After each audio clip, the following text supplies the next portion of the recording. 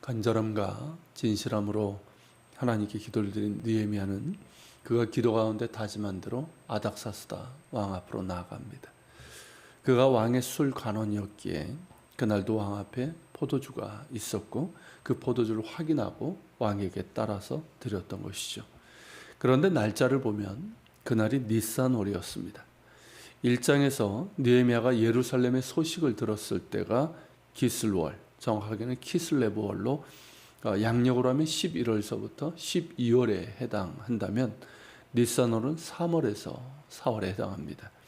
즉 느헤미야는 처음 기도 후에 당장 왕에게 달려갔던 것이 아니라 넉 달 동안 계속해서 기도하며 하나님께서 열어주실 때를 기다리며 철저하게 준비했던 것입니다. 느헤미야가 그렇게 넉 달 동안을 기다리며 기도한 데는 몇 가지 이유가 있었습니다. 에스라 4장 11절서부터 16절을 보면 유프라데스 강 서편에 있는 신하들이 아닥사스다 왕에게 올린 상소에 대한 내용이 나옵니다.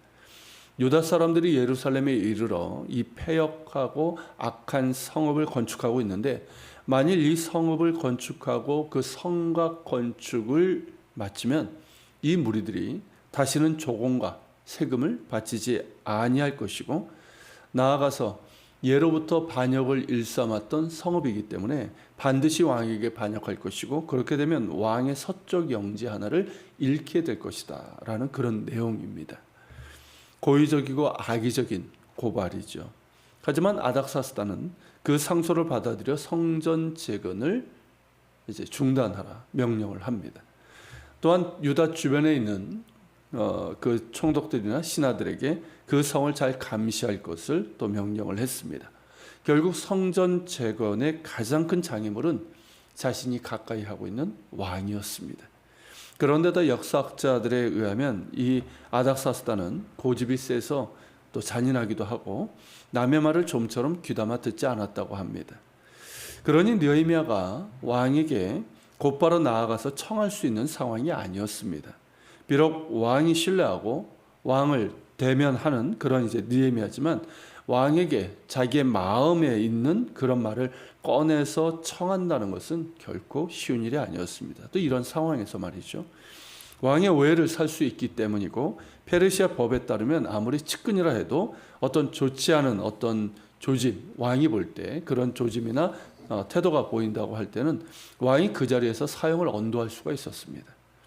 그렇기 때문에 느헤미야는 조심스럽게 접근해야 했습니다. 그때가 언제일지는 알지 못하지만 가장 적합한 때를 열어주시기를 계속해서 기도하면서 기다렸던 것이죠. 조금 다른 관점에서 본다면 두 번째 장애물은 바로 느헤미야 자신이었습니다. 느헤미야는 왕의 신뢰를 받으며 측근에서 섬기는 고위 관리였습니다. 그렇기 때문에 그의 지위가 오히려 그로 하여금 예루살렘으로 가지 못하도록 하는 장애물이 되었던 겁니다. 왕이 쉽게 허락할 리가 없는 거죠. 왕의 술관원 아닙니까? 모든 상황이 쉽지 않았습니다. 막혀 있었습니다. 태산보다도 더 큰 장애물이 앞을 가리고 있었습니다.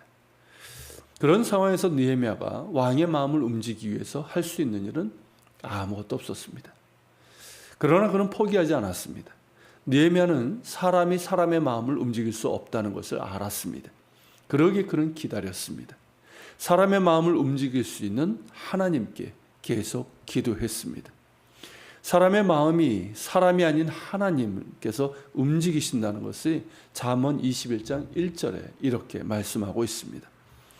왕의 마음이 여호와의 손에 있음이 마치 봇물과 같아서 그가 임의로 인도하시는도다.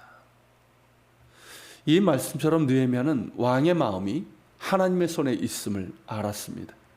지금은 단단한 봇물에 갇혀 있지만 때가 되면 하나님께서 그 봇물을 터서 임의로 인도해 주실 것임을 믿었습니다. 그러기에 포기하지 않고 인내하면서 기도할 수 있었던 것이죠. 날마다 왕에게 나아가지만 조급하지 않았습니다.